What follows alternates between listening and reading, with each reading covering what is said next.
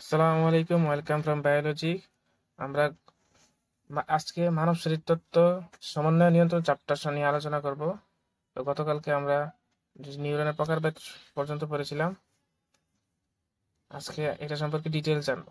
তো যে ইউনিপোলার যে নিউরন আছে, এই ইউনিপোলার নিউরনের একটা কোষ দেহ থাকে। ওই একটা কোষ দেহ থেকে একটি প্রলম্বিত অংশ বের হয়। এই প্রলম্বিত অংশ পরে দুটি শাখায় বিভক্ত একটি ডেনড্রাইটে অথবা একটি একজনে পরিণত হয়। মেরুদণ্ডী প্রাণীর যে মেরুদণ্ডী ভার্টিব্রেট প্রাণীগুলোর প্রান্তীয় স্নায়ুতন্ত্রে বা peripheral nervous system peripheral nervous system যে সেন্ট্রাল নার্ভাস সিস্টেম কোনগুলো? সেন্ট্রাল নার্ভাস সিস্টেম হলো এই যে মস্তিষ্ক আর স্পাইনাল কর্ড। এই মস্তিষ্ক স্পাইনাল কর্ড থেকে যে পার্শ্বীয় যে স্নায়ুতন্ত্রগুলো বের হয় এগুলোকে পেরিফেরাল নার্ভাস সিস্টেম বলে। মানে পার্শ্বে, মানে পেরিফেরি মানে পাশে। তো পেরিফেরি সেন্ট্রাল নার্ভাস সিস্টেম থেকে যেই নার্ভগুলো বের হয় এগুলোকে পেরিফেরাল নার্ভাস সিস্টেম বলে। এই যে প্রান্তীয় স্নায়ু, প্রান্তীয় মানে প্রান্তে থাকে। এগুলো প্রধানত সেন্সরি টাইপ, সংবেদী টাইপের। তো এগুলো দেহের বিভিন্ন অংশ থেকে ইনফরমেশন আমাদের সেন্ট্রাল নার্ভাস সিস্টেমে নিয়ে আসে। বাইপোলার যে নিউরন, দ্বিমেরুযুক্ত নিউরন।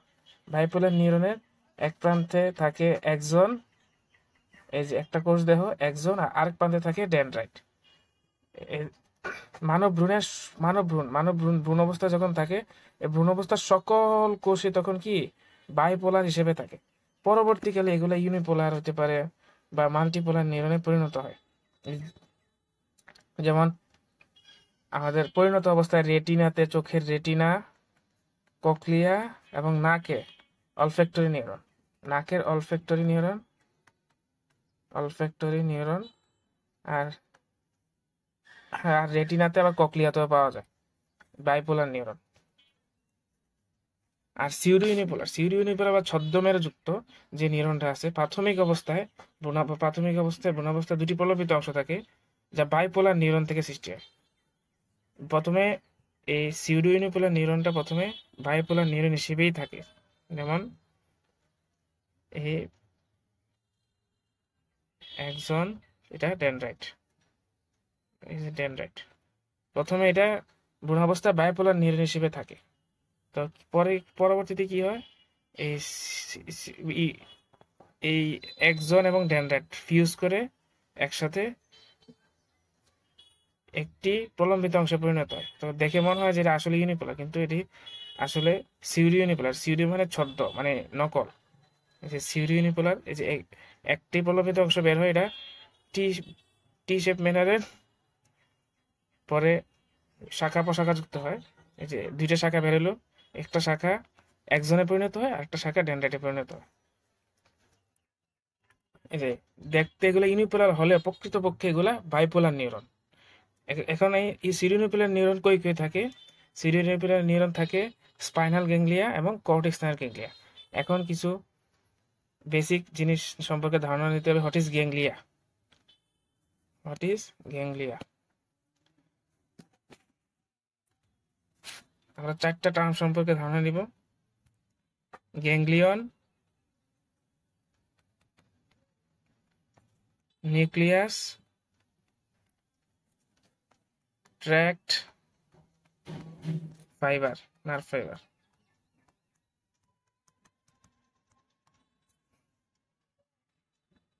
গ্যাংলিয়ন আমরা জানি একটা নিউরনের, এটা একটা সেল বডি, এই থেকে আছে একজন, আর এগুলো হলো ডেনড্রাইট। তো গ্যাংলিয়ন কি? গ্যাংলিয়ন হলো এই যে একটা সেল বডি। এই সেল বডিগুলো সেন্ট্রাল নার্ভাস সিস্টেমের বাইরে, যে সেন্ট্রাল নার্ভাস সিস্টেম ব্রেইন বা স্পাইনাল কর্ডের বাইরে যদি কিছু সেল বডির গুচ্ছ থাকে একসাথে, এই গুচ্ছকে একসাথে কি বলা হয়? গ্যাংলিয়ন। আর যদি এই গুচ্ছটা সেন্ট্রাল নার্ভাস সিস্টেমের ভিতরে থাকে, ব্রেন বা স্পাইনাল কর্ডে থাকে, এই স্পাইনাল কর্ডে সেল বডির একটা গুচ্ছ থাকে, তখন এটাকে বলা হয় নিউক্লিয়াস। যখন গ্যাংলিয়ন কখন বলে? Collection of cell body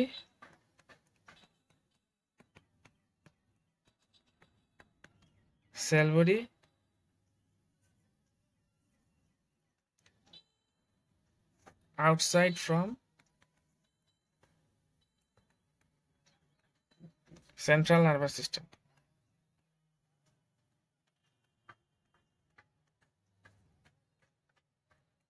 R nucleus কখন বলে? যে collection of cell body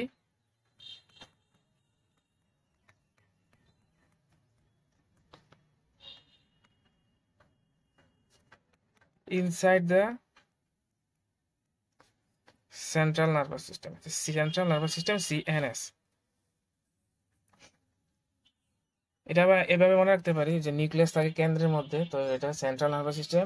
R ganglion, যে খারাপ মানুষ করা গ্যাং তারা বাইরে বাইরে ঘুরে, তো আমরা এটা মনে রাখতে পারি যে central nervous system. Peripheral nervous সিস্টেমে যে সেল বডি যে কানেকশন থাকে ওগুলোকে আমরা একসাথে গ্যাংলিয়ন বলতে পারি। তো এদিকে কি আছে আমরা এটাকে দেখে আসছি, স্পাইনাল গ্যাংলিয়ন এবং করোটিক স্নায়ুর গ্যাংলিয়ন।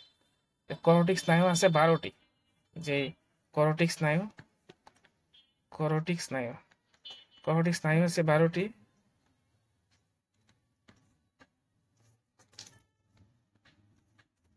আর স্পাইনাল গ্যাংলিয়ন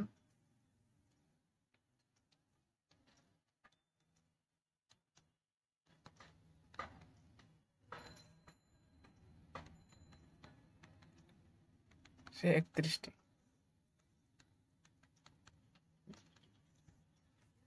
তো ওই কিভাবে, এটা হলো ব্রেন, স্পাইনাল কর্ড। ব্রেন থেকে কিছু নার্ভ বের হয়, ওই নার্ভ কি করে এরপর এদিকে এসে সিনাপস করে। তো এই পাশে একটু দূরে গিয়ে সিনাপস করে সেন্ট্রাল নার্ভাস সিস্টেমের বাইরে। এখানে কিছু সেল বডির গুচ্ছ থাকে, এগুলো করোটিক স্নায়ুর গ্যাংলিয়ন বলে। আবার স্পাইনাল কর্ডের পাশে কিছু গ্যাংলিয়ন থাকে,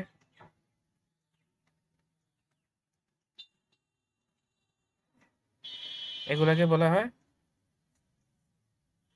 স্পাইনাল গ্যাংলিয়ন অথবা সিম্প্যাথেটিক গ্যাংলিয়ন, যাই বলতে পারো। গ্যাংলিয়ন, গ্যাংলিয়নটা হলো এক বচন, আর গ্যাংলিয়া হলো বহু বচন, মানে অনেকগুলো গ্যাংলিয়া একসাথে।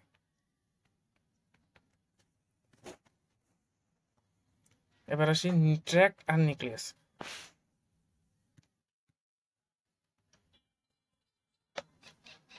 ট্র্যাক্ট কি? ট্র্যাক্ট হলো collection of axons within central nervous system, মানে সেন্ট্রাল নার্ভাস সিস্টেমের ভিতরে। সেন্ট্রাল নার্ভাস সিস্টেম এক্সনগুলো সেন্ট্রাল নার্ভাস সিস্টেমের ভিতরে একটা কালেকশন হয়ে থাকে, মানে একসাথে এগ্রিগেশন হয়ে থাকে, একসাথে গুচ্ছ হয়ে থাকে, এটাকে বলে ট্র্যাক্ট। আর যদি সেন্ট্রাল নার্ভাস সিস্টেমের বাহিরে, সিএনএস এর বাহিরে যদি কোনো এক্সনগুলো গুচ্ছ হয়ে থাকে, তখন এটাকে বলা হয় নার্ভ ফাইবার। তো এটা একটা খুবই গুরুত্বপূর্ণ বেসিক, এটা ভালোভাবে মনে রাখতে হবে। সিএনএস এর বাহিরে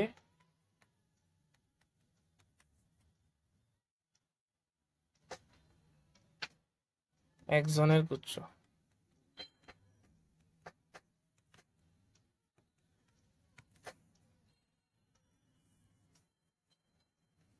আচ্ছা, আমরা কিছু বেসিক সম্পর্কে আলোচনা করলাম।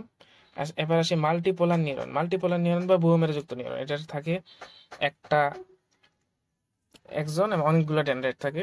যেমন স্তন্যপায়ী প্রাণীর মস্তিষ্কে এবং স্পাইনাল কর্ড, এবং মস্তিষ্ক এবং spinal cord, central nervous system মূলত সেন্ট্রাল নার্ভাস সিস্টেমে সেন্ট্রাল নার্ভাস সিস্টেমের বেশিরভাগ নিউরনই multipolar neuron. Central nervous system বেশিরভাগ neuron multipolar neuron. Apolar neuron বা মেরুহীন নিউরন, কোষ দেহের কোনো প্রলম্বিত অংশ থাকে না, জাস্ট একটা সেল বডি, এরকম একটা সেল বডি থাকে। হেমিস্ফিয়ার, এই যে সেরেব্রাল হেমিস্ফিয়ারের বহিস্তর। সেরেব্রাল হেমিস্ফিয়ার মানে কি? সেরেব্রাম, ব্রেনের একটা অংশ, সবচেয়ে বাইরের অংশ, সেরেব্রাম গ্রে ম্যাটার। এই সেরেব্রামের বহিস্তরে অ্যাপোলার নিউরন থেকে চোখের রেটিনার মধ্যবর্তী যে নিউক্লিয়ার স্তরে, রেটিনার অনেকগুলো স্তর আছে, 10টা স্তর আছে রেটিনার, এর মধ্যবর্তী একটা নিউক্লিয়ার যে স্তর আছে, ওই নিউক্লিয়ার স্তরে মেরুবিহীন নিউরন পাওয়া যায়। এছাড়া আছে কাজের প্রকৃতির উপর ভিত্তি করে নিউরনকে 3 প্রকার: সংবেদী বা সংজ্ঞাবহ, এগুলা দেহের বিভিন্ন অংশ থেকে ইনফরমেশন, তথ্য সেন্ট্রাল নার্ভাস সিস্টেমে নিয়ে আসে। আর এরপরে আছে চেস্টীয়, একটা নার্ভাস সিস্টেম নিয়ে আসছে আর একটা নার্ভ দিয়ে ওই যে প্রক্রিয়াকৃত যে ইনফরমেশন গুলো আছে এগুলো আবার পাঠাতে হবে। তো এই পাঠানোর কাজ করে কি চেস্টীয় বাকি আজ্ঞা বহন করে। চেস্টীয় আজ্ঞা বা মোটর নিউরন, এসব নিউরন স্নায়ুদ্দীপনা কেন্দ্রীয় স্নায়ুতন্ত্র থেকে বিভিন্ন অঙ্গে পরিবহন করে এবং মিশ্র বা সমন্বয় অ্যাডজাস্টর। এসব নিউরন সংবেদী এবং চেষ্টীয় দুই ধরনের। মিশ্র মানে কি মিক্সড, মিক্সড চেষ্টীয় থাকবে এবং সংবেদী দুইটাই থাকবে একসাথে। দুই ধরনের স্নায়ুতন্ত্রী পাওয়া যায়, এরা নিউরনের মধ্যে সংযোগ রক্ষা করে। আচ্ছা, এরপরে আসি আমরা সংবেদন পরিবহনের দিক অনুসারে। সংবেদী পরিবহনের দিক দিক মানে কোন দিকে পরিবাহিত হচ্ছে, এটা দিক অনুসারে আমরা এটা তিন ভাগে ভাগ করতে পারি। এফারেন্ট বা অন্তর্মুখী।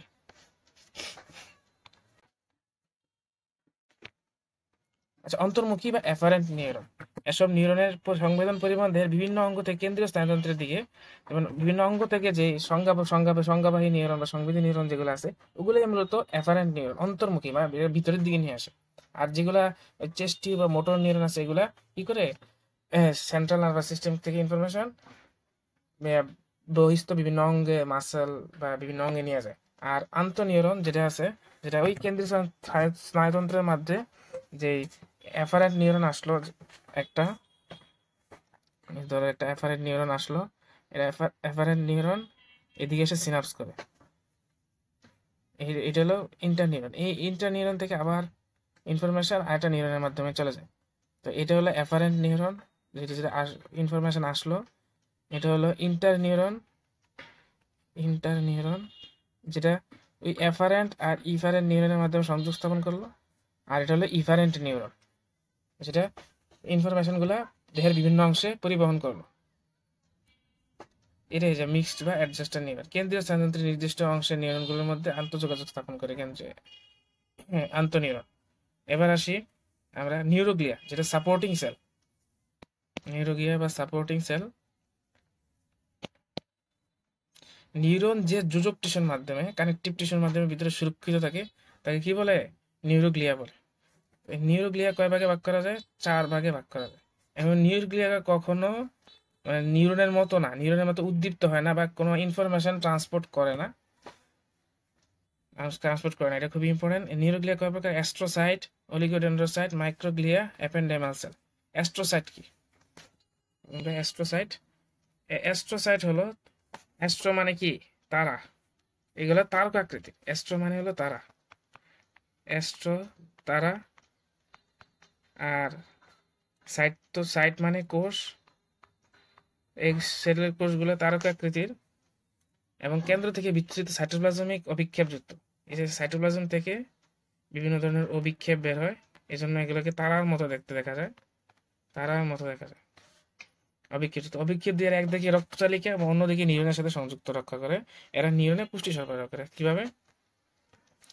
এই একটা নিউরন,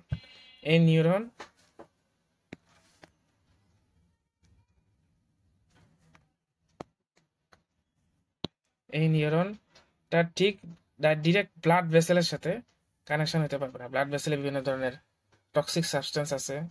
এই টক্সিক সাবস্টেন্সগুলো কি করে, যদি এই নিউরন এই ব্লাড ভেসেল একসাথে থাকতো, এই টক্সিক সাবস্টেন্সগুলো নিউরনকে কার্যক্রমে বাধা সৃষ্টি করতো বা বিভিন্ন ধরনের সমস্যা সৃষ্টি হতো। তাই কি করে, এই অ্যাস্ট্রোসাইটগুলা এই ধরো একটা অ্যাস্ট্রোসাইটগুলো এদিকে এসে এদিকে ব্লাড ভেসেলের সাথে সংযোগ রক্ষা করে, আবার কি করে এদিকে নিউরনের সাথে সংযোগ রক্ষা করে। এইভাবে ব্লাড ভেসেলের সাথে সংযোগ রক্ষা করে, এভাবে নিউরনের সাথে সংযোগ রক্ষা করে। তো এটা ডিরেক্ট কন্ট্যাক্টে আসতে দেয় না, একটা নিউরনের সাথে একটা ব্লাড ভেসেলের ডিরেক্ট কন্ট্যাক্টে আসতে পারে না। তো এই তাহলে এর মাঝখানে কে হিসেবে থাকে? এর মাঝখানে থাকে অ্যাস্ট্রোসাইট থাকে। এই অ্যাস্ট্রোসাইটগুলো কি করে, এদিক থেকে যে পুষ্টিগুলা ছিল এই পুষ্টিগুলা প্রথমে নিজের মধ্যে নিয়ে পরিবহন করার মাধ্যমে পরে এগুলা নিউরনের পুষ্টি সরবরাহ করে। অথবা নিউরনের মধ্যে যেই বর্জ্য পদার্থগুলো তৈরি হয়, কার্বন ডাইঅক্সাইড অথবা বিভিন্ন সময় বিভিন্ন কাজের মধ্যে যে বর্জ্য পদার্থগুলো তৈরি হয়, এগুলো কি করে অ্যাস্ট্রোসাইট নিজে নিয়ে এরপরে এগুলা ব্লাড ভেসেলে সরবরাহ করে। তো এগুলো একই সাথে নিউট্রিয়েন্ট সাবস্টেন্স বা পুষ্টিগুলা নিউরনকে দিচ্ছে এবং নিউরন থেকে যে ওয়েস্ট প্রোডাক্ট ওইগুলা আবার ব্লাড ভেসেলে ফিরিয়ে দিচ্ছে। এগুলা নিউরনকে সুরক্ষা প্রদান করে। অলিগোডেন্ড্রোসাইট, অলিগো মানে কম, অলিগো মানে কম, ডেন্ড্রোসাইট, ডেন্ড্রো মানে ডেনড্রাইট, এই সাইটের মধ্যে ডেনড্রাইট কম থাকে বা অবিক্ষেপ কম থাকে, মূলত কম অবিক্ষেপ যুক্ত। এই কোষগুলো আকারে তুলনামূলকভাবে ছোট এবং কম অবিক্ষেপ যুক্ত, এদেরকে বলে অলিগোডেন্ড্রোসাইট। এরা স্নায়ুরজ্জুর মাইলিন আবরণ গঠন করে। এই যে মাইলিন আবরণ, মাইলিন শীথ যে আছে স্নায়ুরজ্জুর চারপাশে, যে মাইলিন শীথ আছে, এই মাইলিন শীথ, মাইলিন শীথগুলো গঠন করে কে? এই অলিগোডেন্ড্রোসাইট। অলিগোডেন্ড্রোসাইট কি করে? এদিকে মাইলিন শীথ গঠন করে। একটা অলিগোডেন্ড্রোসাইট থেকে অনেকগুলা মাইলিন শীথ গঠিত হয়। এই যে আরেকটা মাইলিন শীথ, আরেকটা মাইলিন শীথ। এই একটা অলিগোডেন্ড্রোসাইট থেকে একই নিউরনের মাইলিন শীথ গঠিত হয়, এবং অন্য একটা নিউরনের মাইলিন শীথ এই অলিগোডেন্ড্রোসাইট থেকেই গঠিত হয়।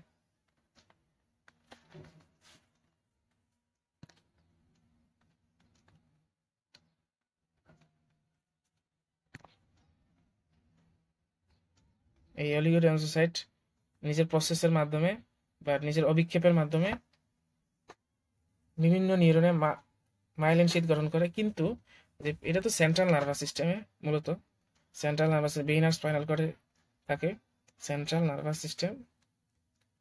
কিন্তু পেরিফেরাল নার্ভাস সিস্টেমে কে মাইলিন শীথ গঠন করে? পেরিফেরাল নার্ভাস সিস্টেমে মাইলিন শীথ গঠন করে হলো Schwann cell. Peripheral nervous system, এই পেরিফেরাল নার্ভাস সিস্টেম, প্রান্তীয় নার্ভাস সিস্টেম, এর গঠন করে সোয়ান সেল। Schwann sell. কিন্তু এদিকে একটা পার্থক্য আছে, যে একটা অলিগোডেন্ড্রোসাইট কি করে? অনেকগুলা নিউরনের মাইলিন শীথ গঠন করে। কিন্তু সোয়ান সেল পেরিফেরাল নার্ভাস সিস্টেমের, মনে করে একটা নিউরন, এই নিউরনের মাইলিন শীথ একটা, দুইটা, তিনটা, একটা সোয়ান সেল থেকে একটা মাইলিন শীথ আসে। এই মাইলিন শীথ গঠন করার জন্য আরেকটা সোয়ান সেল লাগে, আরেকটা সোয়ান সেল, মনে করে সোয়ান সেল এক, এটা সোয়ান সেল দুই, সোয়ান সেল তিন। মনে করো এই প্রত্যেকটা মাইলিন শীথ গঠন করার জন্য একটা একটা একটা আলাদা আলাদা সোয়ান সেল লাগে। কিন্তু সেন্ট্রাল নার্ভাস সিস্টেমে অলিগোডেন্ড্রোসাইট একই নিউরনের বিভিন্ন মাইলিন শীথ গঠন করতেছে, প্লাস অন্যান্য নিউরনের মাইলিন শীথ একই সাথে গঠন করতেছে। এটা একটা পার্থক্য। মাইক্রোগ্লিয়া, এখন আসলে এটা কি মাইক্রোগ্লিয়া মানে? যে নিউরোগ্লিয়া বা নিউরনের চারপাশের সাপোর্টিং সেল, নিউরন গ্লিয়া বা গ্লু হিসেবে কাজ করে বা সাপোর্ট হিসেবে কাজ করে। নিউরোগ্লিয়া হলো নিউরন প্লাস গ্লিয়া থেকে গ্লু হিসেবে কাজ করে বা সাপোর্ট হিসেবে কাজ করে, গ্লুর একটা আরেকটার সাথে পদার্থকে আটকে রাখে। তো এখানে মাইক্রোগ্লিয়া বা এই মাইক্রোগ্লিয়া মানে ছোট ছোট সেল, এগুলো ক্ষুদ্র কোষ, এই যে ক্ষুদ্র কোষ মাইক্রোগ্লিয়া। এদের অসংখ্য লম্বা সরু জটিল আঁকা বাঁকা ধরনের অভিক্ষেপ থাকে, রক্ত থেকে এদের উৎপত্তি হয়। যেমন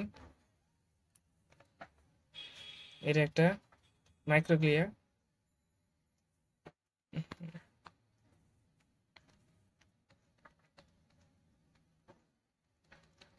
মাইক্রোগ্লিয়া এগুলো কি করে? প্রথমে বোন ম্যারো থেকে, ব্লাড সেল কোথা থেকে উৎপন্ন হয়? বোন ম্যারো থেকে উৎপন্ন হয়। এই যে এটা একটা বোন, এই বোন ম্যারোর ভিতরে বোন ম্যারো থাকে, বোনের ভিতরে বোন ম্যারো থাকে। এই বোন ম্যারো থেকে কি করে সেলগুলো উৎপন্ন হয়? ব্লাড সেল গুলো উৎপন্ন হয়। এগুলোর মধ্যে একটা মনোসাইট, মনোসাইট গুলো কি করে? এরপরে ব্লাড ভেসেলে আসে। মনোসাইট, মনোসাইট গুলো ব্লাড ভেসেলে আসে। এরপরে ব্লাড ভেসেল থেকে মনোসাইট গুলা কি করে? এই ব্লাড ভেসেল থেকে বের হয়ে বিভিন্ন টিস্যুতে চলে যায়। টিস্যুতে গিয়ে এগুলা ম্যাক্রোফেজের আকারে ধারণ করে।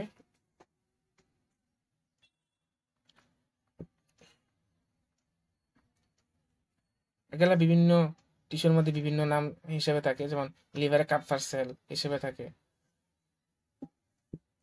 আর ব্রেনের মধ্যে থাকে মাইক্রোগ্লিয়া নাম হিসেবে। মাইক্রোগ্লিয়া এগুলো মূলত ব্লাড সেল, মূলত মনোসাইট, লিম্ফোসাইট, মূলত মনোসাইট বা লিম্ফোসাইট হিসেবে থাকে।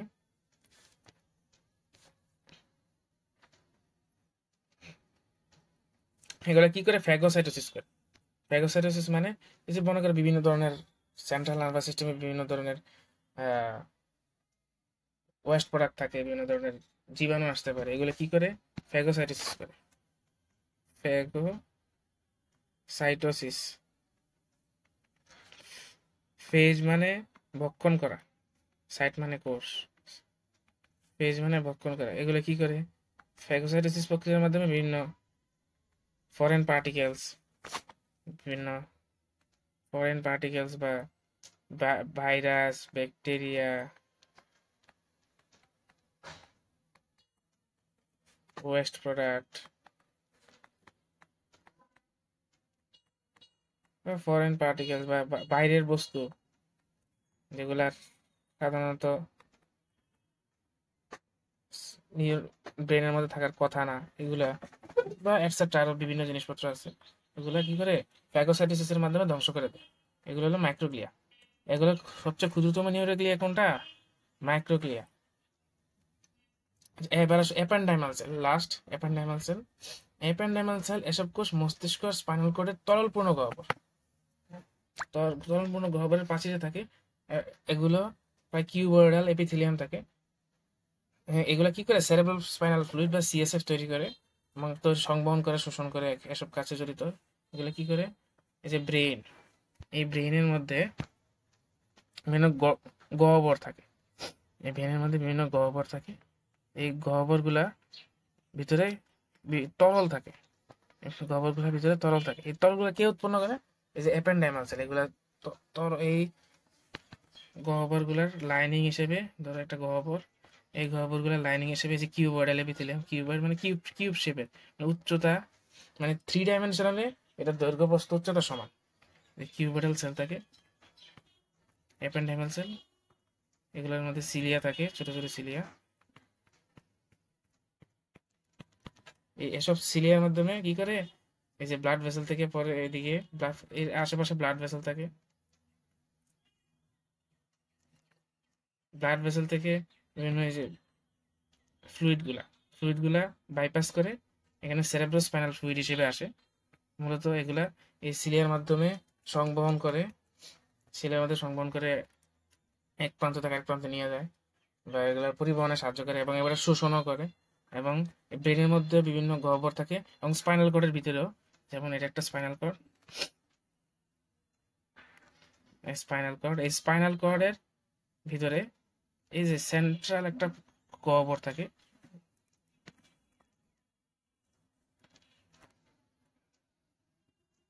এই সেন্ট্রাল গহ্বর, এই চারপাশে এই গহ্বরের ভিতরে কি থাকে? গহ্বরের ভিতরে সিএসএফ থাকে। এগুলা উৎপন্ন, পরিবহন, শোষণ সব করে গিয়ে এই যে অ্যাপেন্ডাইমাল সেলগুলো, অ্যাপেন্ডাইমাল সেল, এগুলো যে সিএসএফ সেরেব্রোস্পাইনাল ফ্লুইড তৈরি করে, সংবহন করে, আবার শোষণও করে। এবার আসি সিন্যাপস।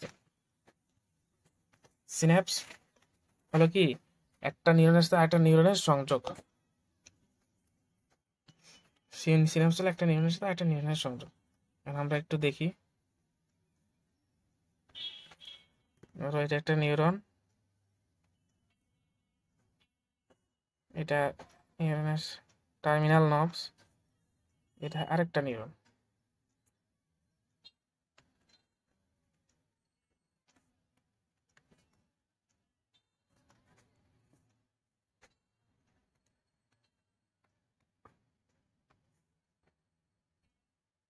এই যে এই দুই নিউরনের মাঝখানে যে সংযোগটা, এটাকে কি বলে? সিন্যাপস বলে। এটা আমরা একটু বড় করে দেখি। এই যে এটা একটা প্রান্ত, টার্মিনাল নব, আর এই যে এটা আরেকটা প্রান্ত, এটা আরেকটা প্রান্ত। তো এই যে সিনাপসে মূলত দুইটা নিউরনের থাকে, একটা নিউরনের একজন, একটা নিউরনের ডেনড্রাইট সাধারণত। তো এটাকে কি বলা হয়? এটা হলো সিনাপস। সিনাপসের আগে কি? সিনাপস প্রি মানে আগে, প্রি মানে আগে, পোস্ট মানে পরে, পোস্ট মানে পরে। তো এই নিউরনটাকে কি বলা হয়? Pre synaptic neuron.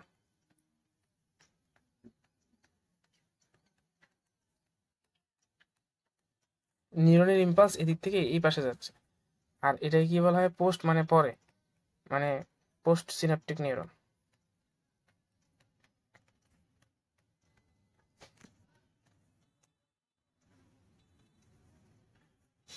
এই যে এটা সে প্রি সিনাপটিক নিউরন, প্রি মানে আগে, প্রি সিনাপটিক নিউরন, মাইলিন আবরণ থাকে। তারপরে এটা কি post synaptic neuron, post synaptic নিউরনের ঝিল্লি বা মেমব্রেন। এই যে পোস্ট সিনাপটিক নিউরনের কিছু রিসেপ্টর থাকে, আর এর কি সিনাপটর ক্লেফট, সিনাপটিক ক্লেফট, ক্লেফট মানে ফাঁকা জায়গা, ফাঁকা জায়গা।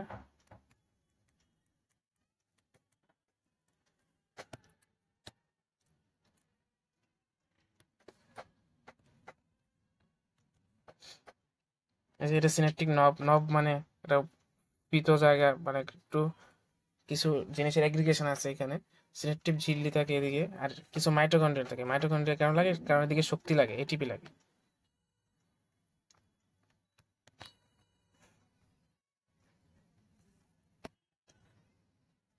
আচ্ছা, একটা স্নায়ুতন্ত্রের অসংখ্য নিউরনের মাধ্যমে যে সংযোগ থাকে, যে প্রত্যক্ষ প্রোটোপ্লাজমীয় সংযোগ থাকে না, মানে একটা নিউরন থেকে আরেকটা নিউরনের সাথে মানে কোনো একই সাথে লেগে থাকে না, মানে একটা নিউরন থেকে আরেকটা নিউরনের মাঝখানে কিছু ফাঁকা জায়গা থাকে। এই যে এটা হলো সিনেকটিভ ক্লেফট, সিনেকটিভ ক্লেফট। একটা নিউরন আরেকটা নিউরনের সাথে কিভাবে তাহলে সংযোগ রক্ষা করে? এই যে বিভিন্ন নিউরোট্রান্সমিটারের মাধ্যমে সংযোগ রক্ষা করে। এই যে এটা নিউরোট্রান্সমিটার, নিউরোট্রান্সমিটার, নিউরোট্রান্সমিটার, এগুলো কি হয়? আচ্ছা, দুটি স্নায়ুর মধ্যে সূক্ষ্ম ফাঁকযুক্ত সংযোগস্থল, যেখানে একটি নিউরনের একজনের প্রান্ত শেষ হয় এবং অন্য একটি নিউরনের শুরু হয়, তাকে সিনাপস বলে। স্নায়ু উদ্দীপনা সিনাপসের মাধ্যমে কেবল একদিকে পরিবাহিত হয়, একদিকে পরিবাহিত হয়। এটা আমরা একটু পরে দেখবো। এই যে দুটি নিউরনের পৃথককারী অংশ কত, 20 থেকে 30 ন্যানোমিটার। এই সিনেপটিক ক্লেফটের দূরত্ব কত, 20 থেকে 30 ন্যানোমিটার ফাঁক থাকে। যে নিউরন সংকেত পাঠায় তাই কি বলে প্রি সিনেপটিক, মানে এটা থেকে আসতেছে প্রি। আর যে নিউরন সংকেত গ্রহণ করে তাই কি বলা হয় পোস্ট সিনেপটিক, মানে এটা পরে থাকে, বা রিসিভিং, বা এটা ট্রান্সমিটিং, এটা রিসিভ করে এটা ট্রান্সমিট করে। আর সিনাপস হলো দুই ধরনের, একটা হলো বৈদ্যুতিক, একটা হলো রাসায়নিক। এই যে আমরা যে এই যে সিনাপসটা দেখতেছি, এটা হলো রাসায়নিক। বা কি করে? এই যে নিউরোট্রান্সমিটার একটা কি প্রোটিন, দেহের বিভিন্ন যা কিছু আছে, এনজাইম, হরমোন, মানে সব কিছুই প্রোটিন, মানে নিউরোট্রান্সমিটার সব কিছুই প্রোটিন। তো এই জন্য এটাকে কি বলা হয়? রাসায়নিক জিনিসপত্র, এটাকে বলা হয়। এই যে এটা একটা রাসায়নিক সিনাপস। আর একটা সিনাপস আছে বৈদ্যুতিক সিনাপস। বৈদ্যুতিক সিনাপস কি?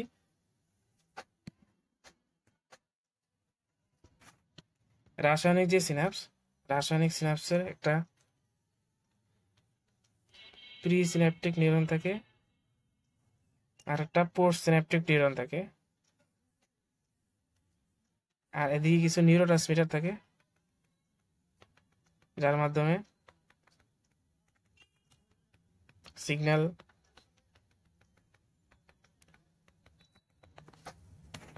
প্রি সিনাপটিক থেকে পোস্ট সিনাপটিক নিউরনে যায়। এদিকে কিছু রিসেপ্টর থাকে।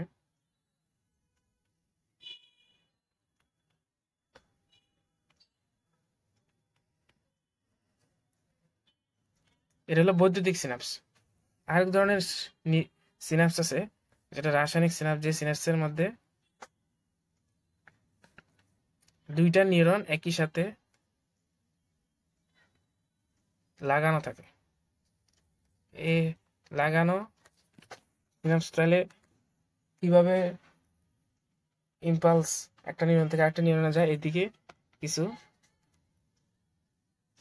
চ্যানেল থাকে, গ্যাপ জাংশন, মানে গ্যাপ থাকে কিছু।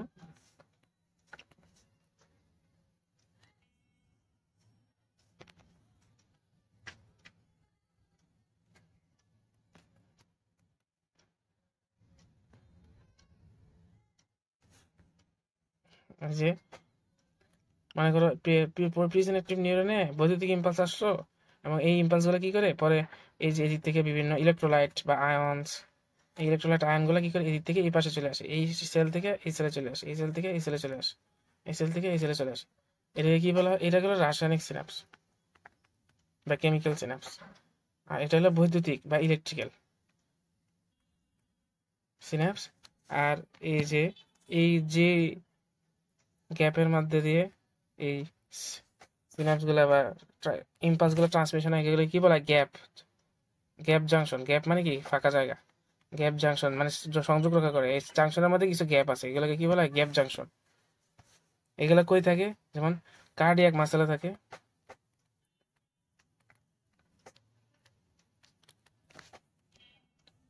মস্তিষ্কে থাকতে পারে,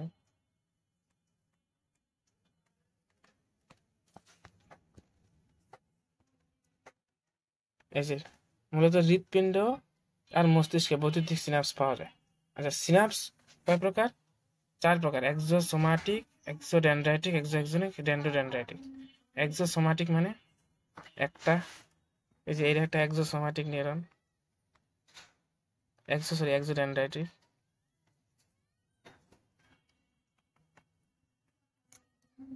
এই যে একটা এক্সন, আর এটা অন্য নিউরনের ডেনড্রাইট।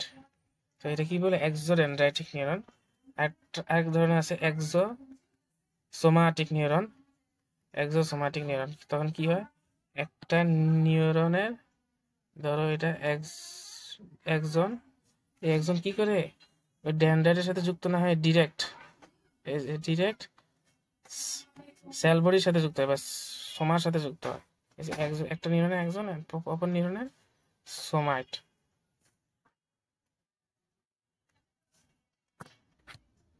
এক্সোসোমাটিক, যে একজন একটা প্রান্তের একজন আর একটা প্রান্তের কি আরেকটা নিউরনের সোমা বা সেল বডি, এই দুইটা, এই দুই প্রান্তের মধ্যে যখন সংযোগ স্থাপন হয় তখন এটাকে বলে এক্সোসোমাটিক।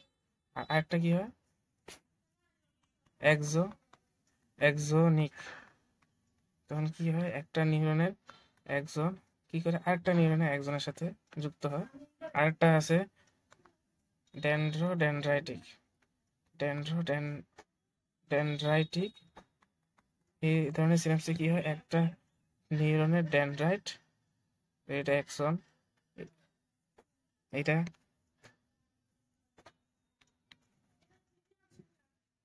ধরো এটা এক্সন, এটা হলো ডেনড্রাইট।